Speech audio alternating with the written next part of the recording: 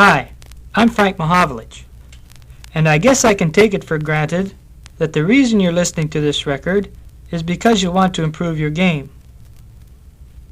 Well, a lot of the tips and secrets I'll be telling you in the next little while are the very things that have enabled me to play up to NHL standards.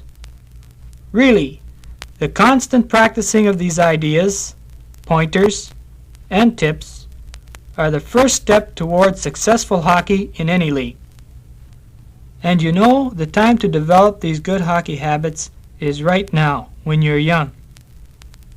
I believe that 3 things are important if you intend to be an above-average hockey player. First is knowledge, the ability to know what to do. You'll never play like a pro if someone doesn't tell you what to do. That's the purpose of this record. The second is practice, a determination on your part to take your knowledge and work at it, hour after hour, day after day, until you are expert at what you want to accomplish. This is up to you. No one can do it for you. The third is opportunity. As well as knowledge and practice, you need a chance to play hockey. The more you play, the more you can develop and apply the skills you've gained. Now there's one other thing I want to tell you before I give you my hockey tips and secrets. And listen very closely, because it's very important. You and I both know that there are thousands of boys across Canada who play hockey. And just like you and me, they love the game. But not all of these fellows are going to wind up in the NHL. How could they? After all, there are only 6 teams in the league. But hockey can and does teach one of the most important things you'll ever learn, and that is sportsmanship. The sportsmanship you'll acquire during your hockey playing years will go with you for the rest of your life. And here's what it will mean to you. You'll learn to obey instructions, and what's even more important, the value to you of obeying these instructions. When you study, practice, and play hockey, you quickly learn to rely on the other fellow. You need him, he needs you. This gives you a big goal to work for. And I don't just mean hockey goals, but the goal of satisfaction that comes from doing a job the very best you can. You know, hockey is a way of life, and I'm sure delighted you've included it in yours. It's the hard work, obedience, and give and take that makes for the sportsmanship I mentioned earlier. And if you carry this sportsmanship down the road of life with you, when you're a man and possibly have little fellows of your own playing hockey, you'll be a very happy and successful person. So work real hard at all parts of your hockey game, and I know you'll be just as happy and content with life as I am. And maybe, just maybe mind you, I'll be down at Maple Leaf Gardens in a few years cheering you and your teammates during a Stanley Cup game. Now let's get on with the hockey instructions you've been waiting for.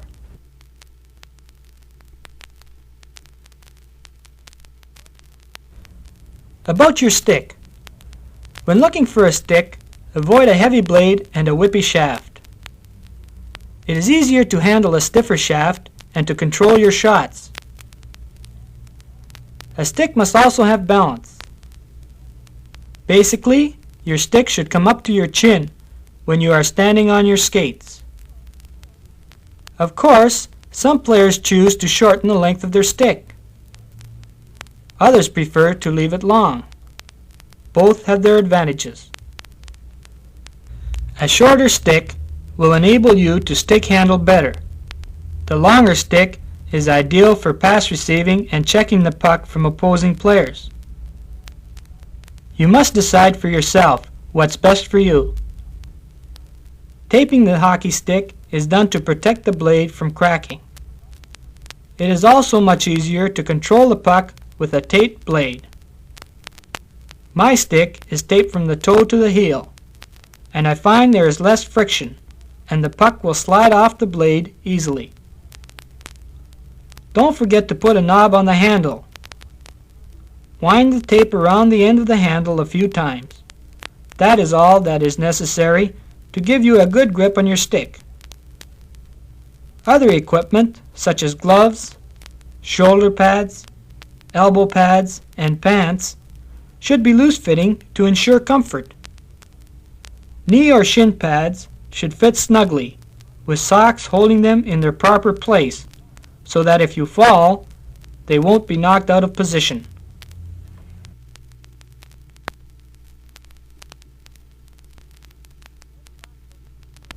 Let's talk about playing goal. This position is very difficult, for you must remember that the equipment weighs up to 30 pounds. Being able to move around quickly with that weight is a burden to anyone.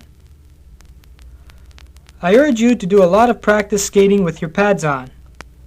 This will surely help you move faster when you're in the net. You must also be alert at all times. Many goals are scored from outside the blue line because the goalie was too relaxed and careless. Good reflexes are a quality that cannot be overlooked in a goalie. Here are some secrets I picked up from the NHL goalies that will help you develop good reflexes. For example, in the off-season, there are several sports you can take up in order to sharpen your reflexes. These are tennis, handball, and in particular, baseball. In these, you gain valuable practice catching a ball, which compares to catching or handling the puck in goal during the hockey season. Sometimes I wonder what a goalie thinks about when he is called upon to stop a breakaway or a penalty shot. It certainly is a high point in any game. Here's a tip based on what I have witnessed over the years in the NHL. I think the proper thing for a goalie to do is to stay as far out in his crease as possible. This cuts down the angle for the player who is about to shoot at you. If you see that he is not going to shoot, but is trying to stick handle by you, then move back into your net. There has been a great deal of controversy over a goalie wearing a face mask to protect him from serious facial injury. As time goes on, a goalie loses most fear of the puck ever hitting him. However, no matter how confident you may be, I think it is a good idea to wear a protective mask, because accidents cannot help but occur in such an active sport as hockey, and it is not fair to either you or your family to take unnecessary risks. As a goalie, your task does not end at being able to stop the puck. It is necessary for you to remember certain traits of the players you are competing against. Many players use a slap shot. In this case, it is wise for you to move out at them in order to cut their angle down. Some players put their heads down before shooting, while others excel at stick handling. If you can remember what the top players in your league are capable of, it will certainly help your goals against average at the end of the year. So study your opponents. You'll be a better goalie for doing it, and you'll win the respect of all your teammates.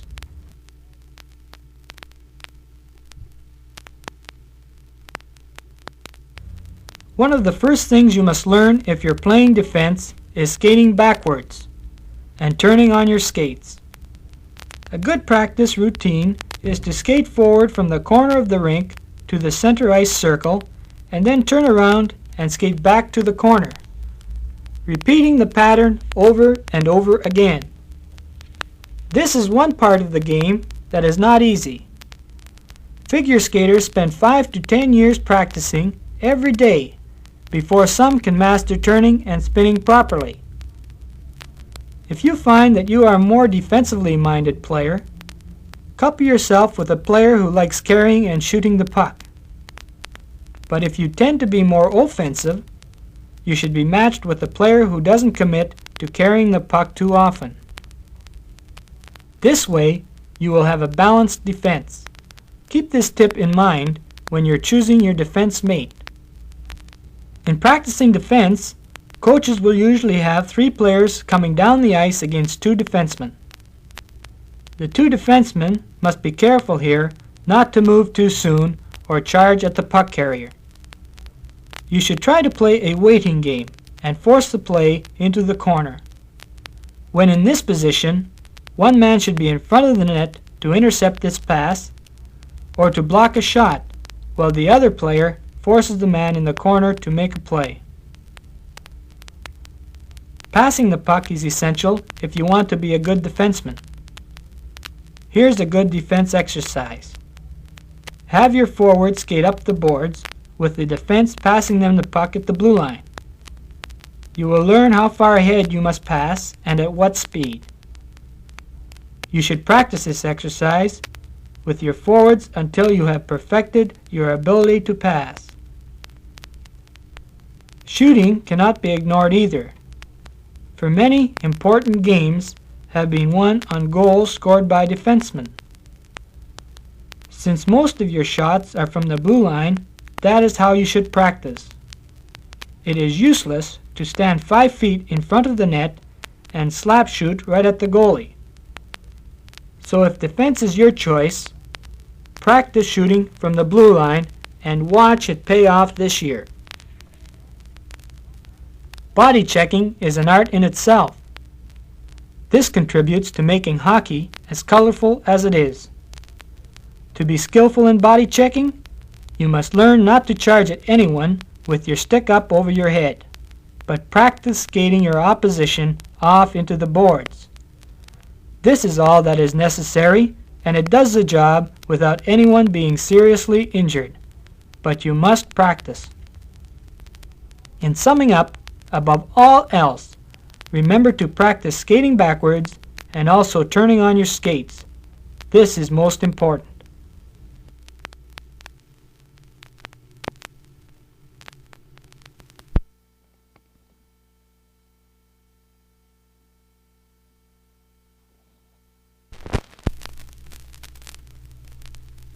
If you're a forward, you have to skate farther and cover more ice surface than any other player on the team.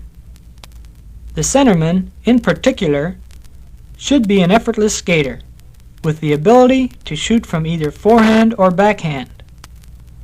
In addition, he must be able to win face-offs and pass the puck with accuracy. The centerman is usually the first player to check the opposing defense, forcing them to hurry the play and make mistakes. Face-offs are of prime importance. Here's something to consider. The team that wins the most face-offs usually wins the game. When practicing face-offs, remember to place your feet the width of your shoulders so that you will be well balanced. Keep an eye on the referee's hand. In order to have the jump on the opposing player when the puck is dropped, be sure to let your lineman know where you intend to direct the puck. You should have a pre-arranged signal. I believe this is a tip you should keep in mind.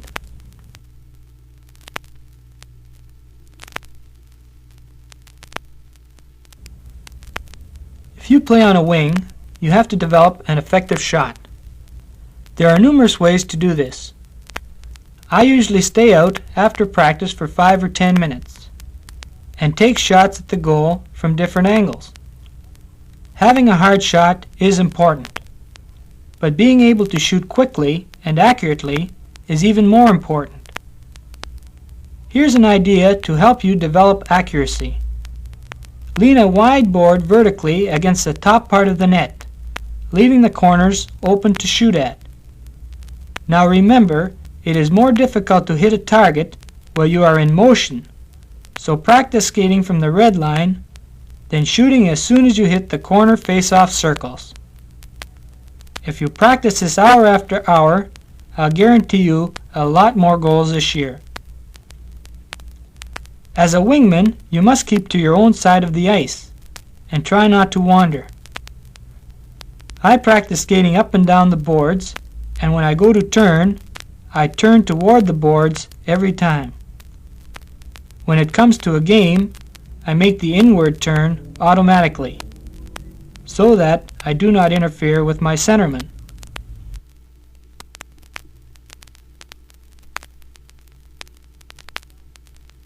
During the off-season, there are numerous ways you can keep in condition for hockey. Playing baseball or golf is excellent. Riding a bicycle will develop your thigh muscles, which are the principal muscles in use when you are skating. I believe any boy who really cares about hockey should ride his bicycle several miles a day. Tennis is another good conditioner.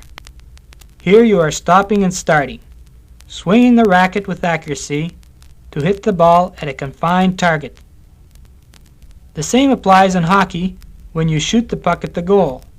There is a limited target to shoot at.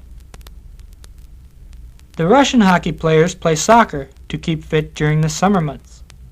They become very agile, and I might add that they are in the finest condition of any athletes I have seen. In order to be a good hockey player, or any kind of an athlete for that matter, you must be in top condition. Players who break training rules and ignore personal conditioning do not excel in their sport. In our letter of invitation to training camp, we are required not to be overweight, with a minimum of being able to do 25 push-ups, 25 sit-ups, and 30 knee bends. These 3 exercises are good for you too, but work up to them gradually if you're not in condition. A full night's rest is particularly important for young people like yourself. When I was going to school, my friends and I would usually play hockey from the time school ended until dinner time. After dinner, it was homework until 9 o'clock and then to bed. Proper rest is part of the discipline I mentioned earlier in our talk.